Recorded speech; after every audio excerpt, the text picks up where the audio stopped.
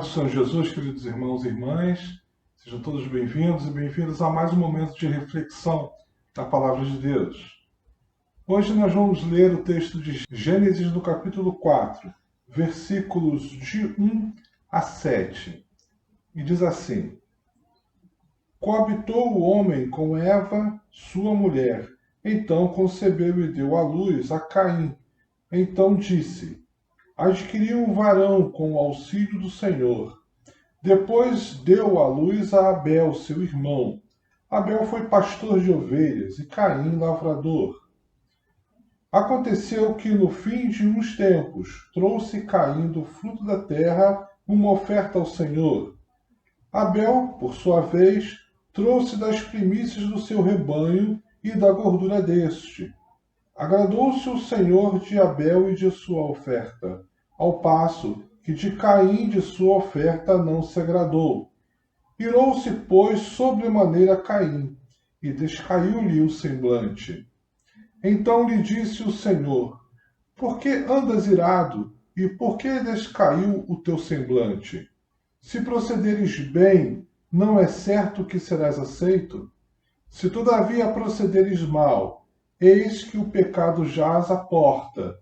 O seu desejo será contra ti, mas a ti cumpre dominá-lo. O pastorado é um dom que Deus quer dar a todos. Ou seja, o dom de cuidar, o dom de orientar, o dom de acolher, o dom de estar presente, de estar juntos, de caminhar com alguém. Mas existem limites para essa ação pastoral. E o limite é nunca assumir a responsabilidade do outro. Nesse texto, temos o exemplo do próprio Deus pastoreando Caim e nos mostrando de forma bem clara a importância do pastorado, a importância do cuidado do acolhimento, mas o limite de não assumirmos as responsabilidades de outros. Caim era o filho mais velho de Adão e Eva, e este foi lavrador. E Abel era o caçula, e este era agricultor. O texto nos diz que, em um fim de um tempo, de um determinado tempo, tanto Caim como Abel resolveram fazer uma oferta ao Senhor, resolveram fazer uma oferenda, prestar culto ao Senhor em agradecimento àquilo que eles tinham recebido. Então o texto progride e diz que Deus se agradou do sacrifício de Abel, Deus se agradou do culto de Abel, Deus se agradou da ação de Abel, mas não se agradou da ação de Caim. E Caim, então, ficou irado. O semblante de Caim caiu, ficou pesado na sua face.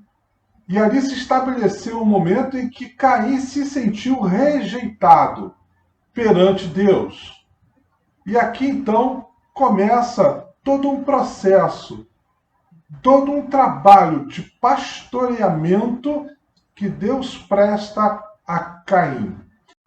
Em algumas versões diz que Deus se agradou da oferta de Abel e não se agradou da oferta de Caim. Mas em outras versões, uma versão mais antiga da Bíblia Almeida, diz que Deus se atentou para a oferta de Abel e não se atentou para a oferta de Caim. E a palavra atentar quer dizer ver, quer dizer considerar, observar com atenção, reparar. E eu gosto mais dessa versão mais antiga, a palavra atentar, porque ela vai nos conduzir a uma clareza maior, a uma amplitude maior acerca do que está acontecendo aqui. Em Hebreus 11:4 diz assim: Pela fé, Abel ofereceu a Deus mais excelente sacrifício do que Caim, pelo qual obteve testemunho de ser justo, tendo a aprovação de Deus quanto às suas ofertas. Por meio dela também, mesmo depois de morto, ainda fala. Então, o texto de Hebreus fala sobre Abel, que Abel oferece a sua oferta pela fé. Abel aprendeu algo acerca de Deus, provavelmente Adão e Eva teriam ensinado, e Abel então guiava sua vida segundo aquilo que ele havia aprendido, e essa fé aprendida ele coloca em prática em um momento de agradecimento, um momento de adoração a Deus, um momento de culto que ele presta a Deus pelas bênçãos recebidas.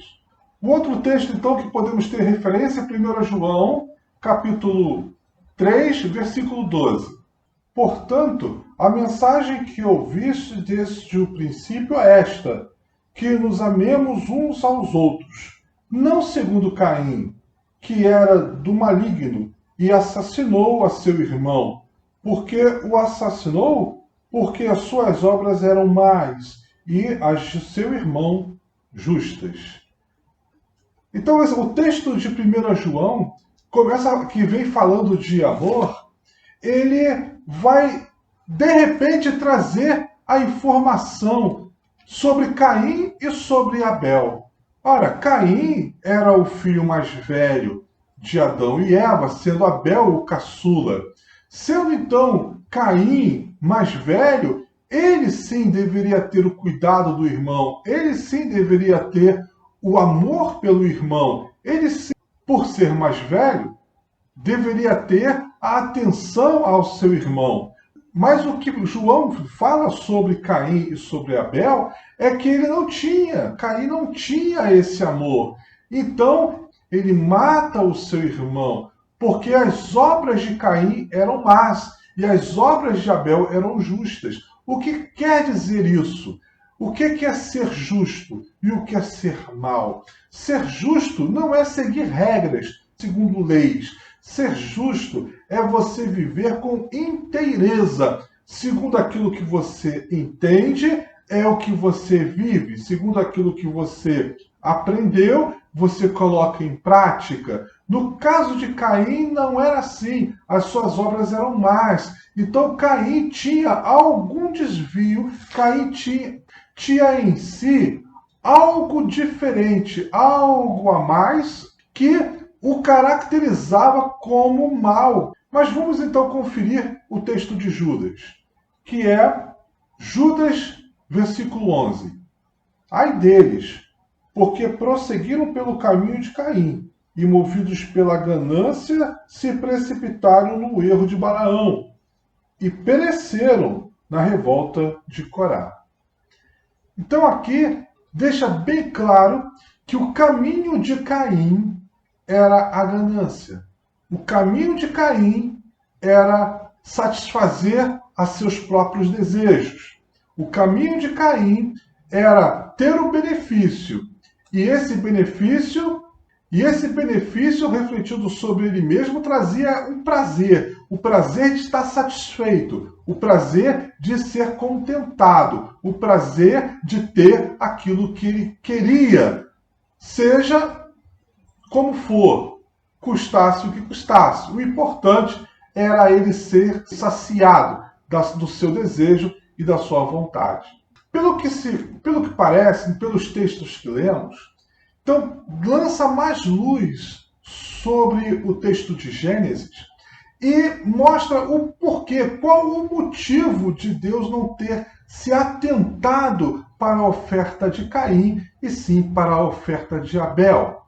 Pelo que parece, Caim fez a oferta ao Senhor, mas não por motivos de fé, não por motivos de ter aprendido de Adão e de Eva sobre Deus e a sua vida ter sido direcionada por esse princípio. Mas, pelo que parece, o princípio de Caim tinha um ingrediente a mais. Era o ingrediente da satisfação pessoal, era o ingrediente de ter o benefício, de estar satisfeito, de estar suprido, de buscar para ele próprio o que importava. E isso custasse o que custasse. O que importava era que ele estivesse bem, era que ele estivesse abençoado, tivesse o benefício. E assim ele faz uma relação com Deus de troca. Ele leva ao Senhor um culto, ele leva ao Senhor uma oferenda pela troca que teve do benefício recebido. Diferente de Abel, que leva para o Senhor uma oferta, presta culto ao Senhor segundo a sua fé, mediante a sua fé, e por amor, por agradecimento e por amor a Deus, ele agradece, ele leva o seu sacrifício, ele leva a sua oferenda, ele presta culto ao Senhor. Daí o motivo de Deus ter atentado, Deus ter olhado, Deus ter observado de maneira mais acurada o que fez Abel e não o que fez Caim. E aqui então o texto bíblico nos revela que, ao perceber que Deus atentou para a oferta de Abel e não atentou para a oferta dele próprio, ele se ira. E ele se ira de uma forma que o semblante dele cai. O nosso rosto demonstra muita coisa. Quando nós estamos felizes, quando estamos preocupados, mas quando nós estamos irados, o nosso rosto demonstra na hora, né? O semblante cai, a testa fica franzida e não tem como esconder. E a ira de Caim, na verdade, não é contra Abel. A ira de Caim, na verdade, é contra Deus, porque ele se sente rejeitado por Deus. Mas quem é a pessoa mais próxima que ele pode descontar a sua raiva? É Abel, seu irmão mais novo. E por falta de amor, por falta de cuidado, e porque ele pensava apenas em si, e porque ele pensava de uma forma egoísta apenas na sua própria satisfação, é que ele não suporta a rejeição e ele quer descontar em alguém, no caso, no seu irmão mais novo.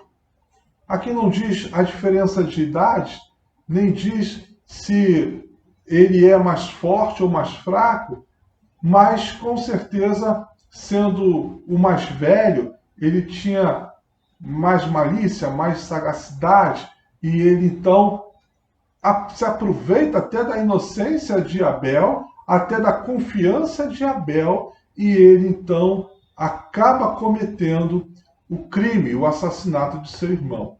Mas antes que isso acontecesse, aparece o pastor de Caim, aparece Deus, que vem pastorear Caim, que vem exatamente trazer a Caim uma lucidez, trazer a Caim a razão, trazer a Caim o que está acontecendo para que ele então possa proceder de uma forma boa, de uma forma adequada. E aqui então, irmãos, surge uma pergunta. Abel tinha toda a fé, tinha todo o procedimento justo de alguém que aprendeu e alguém que caminhou segundo aquilo que aprendeu. Mas o cuidado de Deus está sobre Caim. Deus fala com Caim. Deus dá atenção a Caim. Deus acolhe a Caim. Deus socorre a Caim. Deus se apresenta para conversar, para falar com Caim. Essa é a demonstração de amor. Essa é a demonstração do cuidado de Deus. Essa é a demonstração do espírito do pastoreio de Deus. Deus, ele é o nosso bom pastor. Deus, ele é o nosso cuidador. Deus é aquele que nos orienta. Deus é aquele que nos guia. Deus é aquele que se apresenta para nos acolher como alguém que quer ver o nosso crescimento, quer ver o nosso êxito, quer ver o nosso amadurecimento como pessoa e nos tirando então da infantilidade de uma vida religiosa. Caim se relaciona com Deus através de ritual, através de uma vida religiosa. Já Abel, ele se relaciona com Deus através do seu amor, da fé aprendida. E essa fé desperta o amor de Abel. Mas Caim, no caso, por não ter esse relacionamento, recebe de Deus uma atenção, porque ele precisa aprender, porque ele precisa entender que o caminho do Senhor não se dá através de uma vida religiosa, mas se dá através de uma vida de relacionamento com Deus. É preciso ter muito cuidado com a religião, porque ela tem essa capacidade de nos colocar dentro de uma caixinha.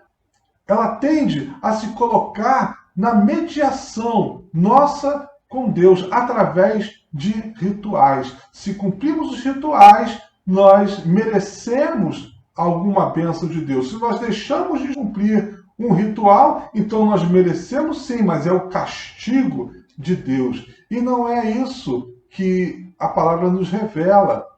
Não é isso que as Escrituras nos ensinam. Então, quando Caim se relaciona com Deus através da religião, ele não se relaciona, ele pensa que se relaciona, mas na verdade ele tenta estabelecer um relacionamento de troca, um relacionamento entre iguais, onde alguém faz um ritual e cumpre a sua parte, e o outro precisa então cumprir a parte dele. É como se nós estivéssemos pegando Deus e puxando Deus para dentro de uma realidade que nós estamos inventando. E o Evangelho nos fala do contrário, de que Deus veio nos resgatar por uma realidade muito maior, uma realidade que verdadeiramente pode se chamar realidade, que é aquilo que Deus fez, que é aquilo que Deus criou. Então Deus chega para Caim com 3 perguntas. E a primeira pergunta é: por que está irado? A segunda pergunta é: por que descaiu o seu semblante? E a terceira pergunta é: se procederes bem, não é certo que serás aceito? Ora, Deus não sabia? Deus não sabia o que estava acontecendo com Caim? Sim, sabia. Quem não sabia era Caim.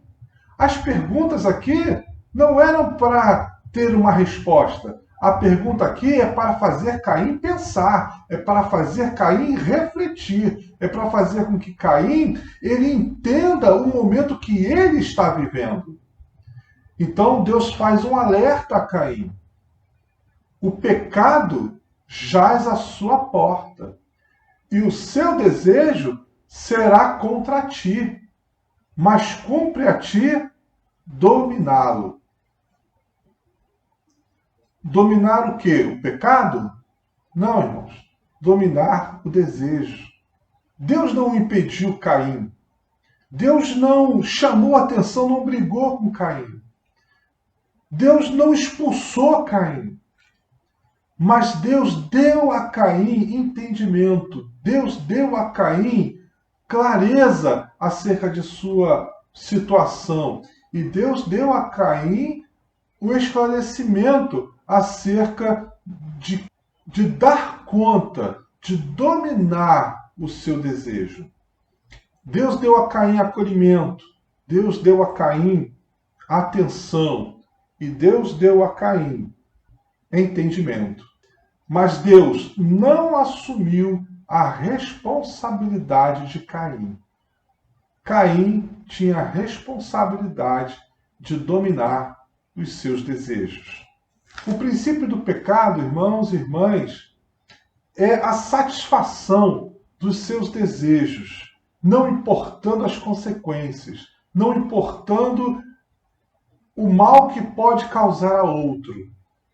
Ou seja, é uma forma infantil de se lidar com os desejos. Uma criança é assim. Se ela deseja alguma coisa, ela quer e ela fica pedindo, às vezes até de uma forma insistente, para que se consiga o que quer. Mas de uma criança, a gente até aceita uma postura dessa. Mas de uma pessoa adulta, de uma pessoa que já tem condições de lidar com os seus desejos, de se entender, de saber que nem tudo que se quer se pode ter e se satisfazer com isso? Não. Não se pode aceitar infantilidade de uma pessoa assim. Por que não? Porque se nós aceitarmos, essa pessoa nunca vai crescer. E ela nunca vai se tornar uma pessoa capaz de ajudar, de acolher, de ser um pastor para com o seu irmão ou para com a sua irmã. Essa é a necessidade de deixarmos para trás a infantilidade do tempo de criança. Por quê? Porque não somos mais. Hoje somos adultos e necessitamos então viver em todas as esferas da nossa vida com a clareza, com a responsabilidade e com a maturidade que exige a vida adulta. Assim também é na fé. Assim também é no nosso relacionamento com Deus. Já o princípio da santidade não é isso. É viver segundo aquilo que já se tem alcançado. Aprendemos de Deus, então colocamos em prática em nossas vidas aquilo que aprendemos, mesmo que seja preciso abrir mão de alguma coisa. Foi por isso que Jesus disse que se o teu olho te faz pecar, arranca-o, joga-o fora, porque melhor é entrar no reino dos céus com um olho do que com os dois no inferno. Se a sua mão te faz pecar, arranca, joga fora, porque é melhor entrar no reino de Deus com uma das mãos do que com as duas no inferno.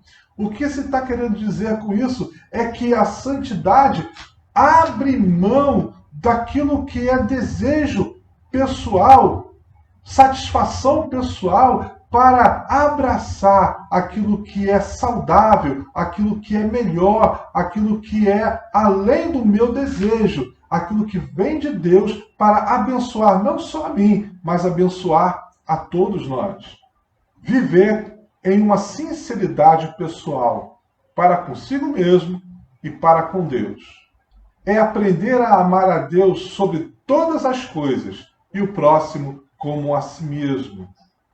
Mas em Romanos 12, 1 e 2, Paulo escreve: Rogo-vos, irmãos, pela misericórdia de Deus, que apresenteis o vosso corpo por sacrifício vivo, santo e agradável a Deus, que é o vosso culto racional. E não vos conformeis com este século, mas transformai-vos pela renovação da vossa mente, para que experimenteis qual seja a boa, agradável e perfeita vontade de Deus.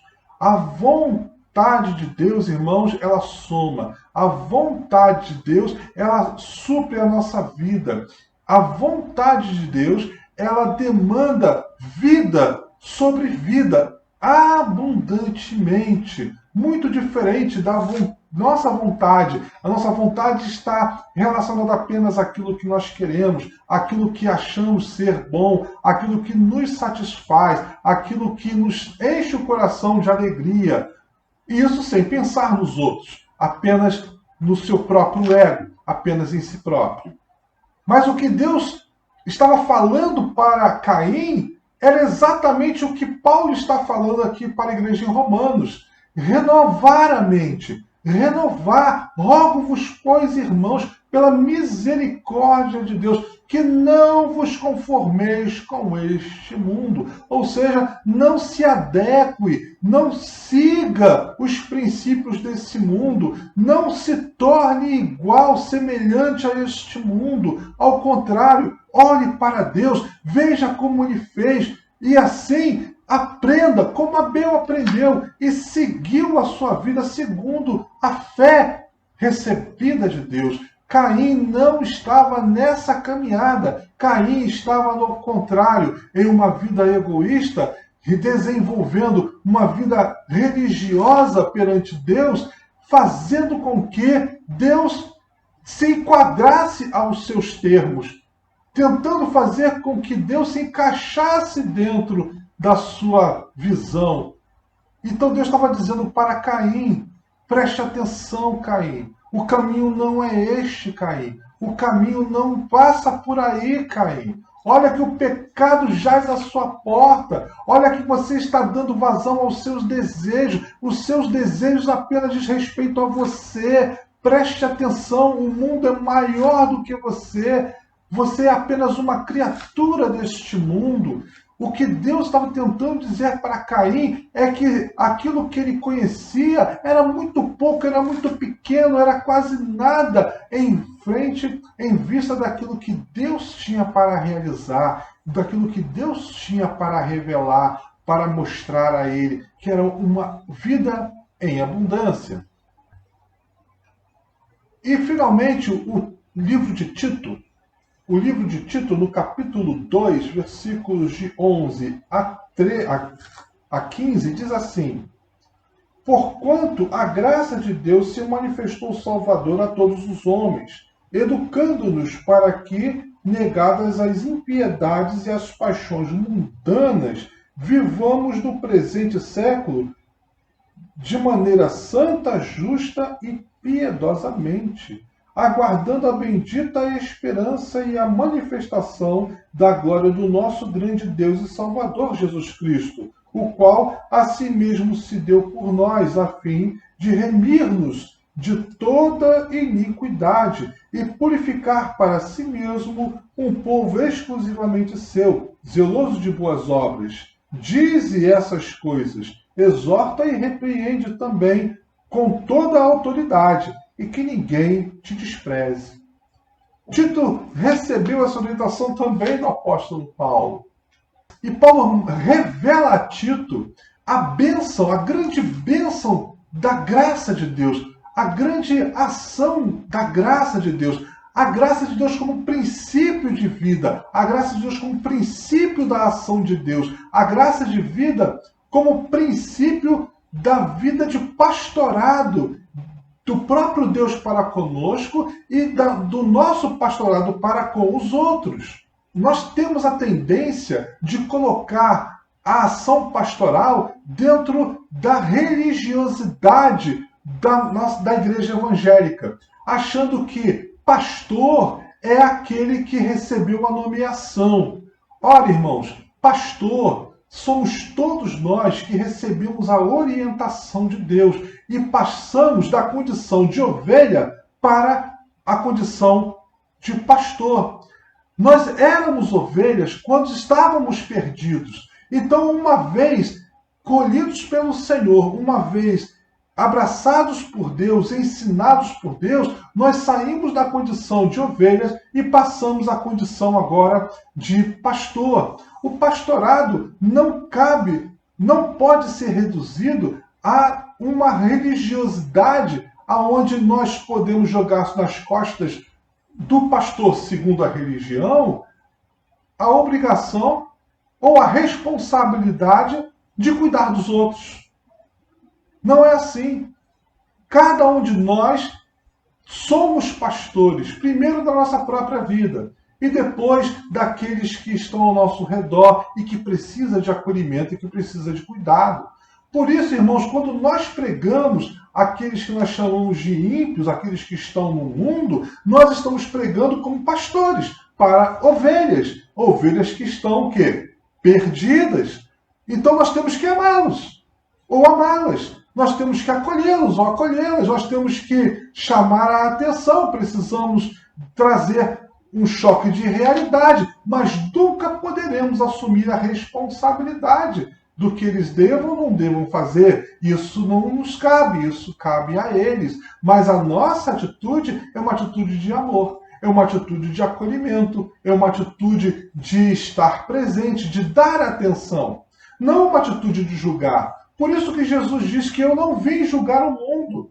Jesus veio trazer o evangelho que acolhe, o evangelho que transforma ovelhas perdidas em pastores, que vão atrás de ovelhas perdidas e assim transformá-los em pastores e assim a graça de Deus está de forma abundante tomando toda a terra. Essa graça que Paulo fala aqui no livro de Tito, diz que ela nos educa. ela nos educa, a cada dia ela vai nos educando. E assim temos condições de educar aqueles que estão chegando. E assim a graça de Deus pode ser vista na face dessa terra em que vivemos, que jaz no maligno. O reino de Deus, irmãos, é feito de palavras, palavras que edificam. Que Deus abençoe a tua vida rica e poderosamente, em nome de Jesus. Feche seus olhos e ore comigo. Pai amado e bendito Deus, queremos a cada dia, Senhor, ser transformados, ó Pai, em nossa mente. E não, Senhor, estarmos nos conformando com este mundo, conforme este mundo, segundo este mundo. Nós já temos, Senhor, uma direção, uma fé que nos orienta. E essa fé, ó Pai, recebemos de Ti, que são as Suas palavras, que é o aprendizado que Tu tem nos dado. Dá-nos a graça, Senhor, de termos a nossa mente firme, ó Pai amado, nessa doutrina da graça, doutrina que nos forja, doutrina que nos torna seus, ó Pai, embaixadores do reino, filhos teus, que revela, Senhor, o Pai que temos. Dá-nos a graça, Senhor, de podermos acolher com amor aqueles que são ovelhas perdidas e possamos crescer para que outras pessoas tenham esse evangelho que pode ser visto em nossas vidas, mas também que é fruto dos nossos lábios. Em nome de Cristo Jesus é que nós te clamamos. Amém. Que Deus te abençoe ricamente.